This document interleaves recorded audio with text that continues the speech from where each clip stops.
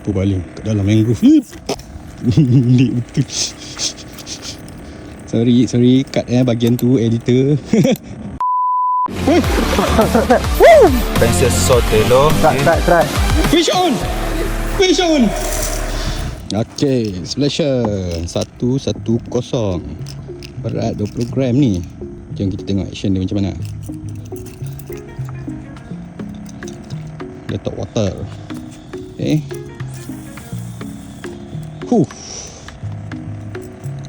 Tengok dia punya action. Dengan dia punya bunyi tu boleh dengar. Mana Toman dengan ni tak geram.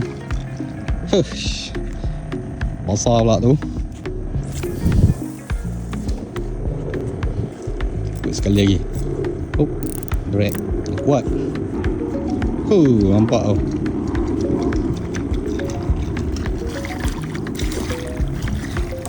Cuba baling kat dalam mangrove ni. Kita cuba kat tengah ni pula. Betul-betul longkas.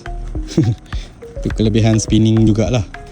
Kalau untuk open macam ni, memang boleh cast jauh berbanding BC.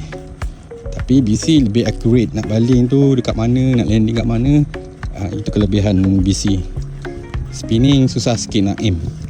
Kita nak aim ke bawah, dia pergi ke atas. Mungkin ataupun sebab saya tak biasa pakai spinning untuk casting.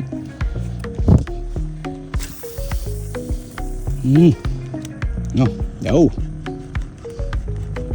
Tengok dapat di jauh tu dah nampak dia punya action tu. Macam ada kawan dia datang. Kita cuba baling pergi sana.